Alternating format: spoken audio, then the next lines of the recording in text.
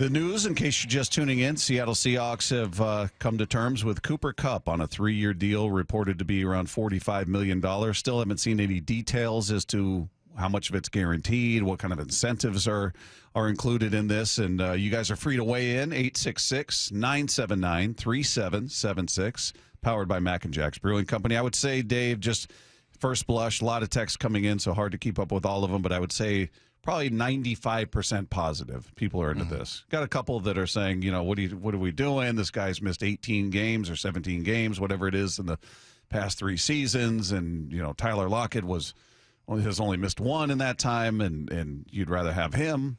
I don't know. Who would you rather have? Would you rather have Tyler or would you rather have Cooper Kupp?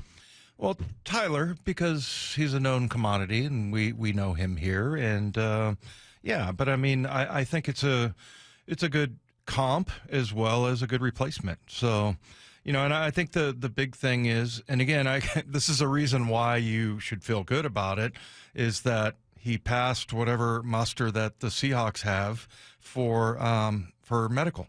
They're picky about that. So, I mean, you look at Cooper Kupp, 6'2", 207 pounds. He's been in the league for 9 years, and I'm just looking at, you know, he's had some leg injuries, concussion. There was this NFL like risk chart, chance of injury in 2025, 54%. And it says percent chance misses at least 2 quarters.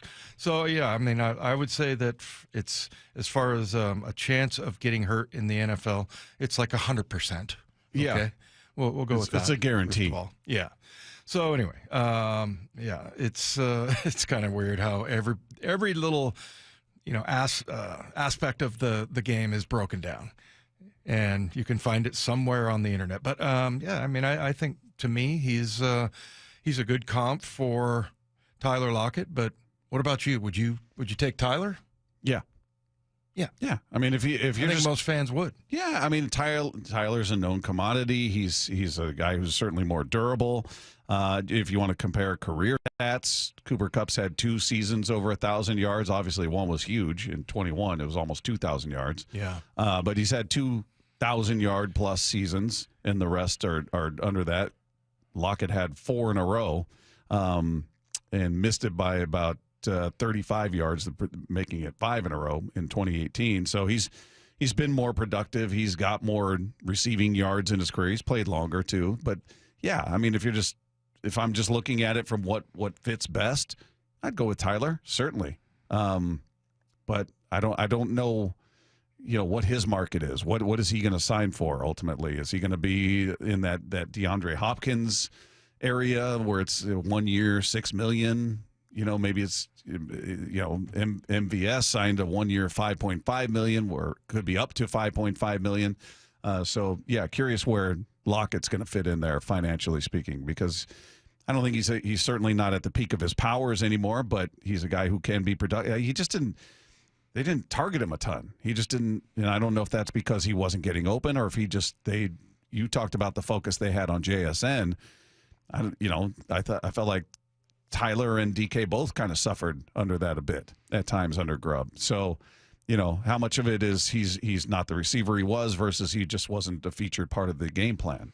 Yeah. Well, and this is another chance, and I don't know what Darnold's history is with, I don't know if he's worked out with Cooper Kupp before, but for people that are concerned about the injury history, I think it's only 2019 and 2020 where he had a complete season, because because, you know, last year it was an ankle, and it was a high ankle, which somewhat concerning. Thigh hamstring strain, thigh and hamstring, and then an ankle in 2022, ankle again later that year. So yeah, there's he had an ACL tear in 2018, and then the MCL sprain in 2018. That was a rough year for him. So yeah, I mean, he's got a concussion at one point, but yeah, I mean, I'm sure he passed whatever tests that they want. I think that the Seahawks, from what I can glean from what happens around the league, that they're one of the pickier teams as far as the injuries go. Yeah, and I'm curious, and again, you guys can text in, just getting a lot of Cooper Kupp love here. Yeah.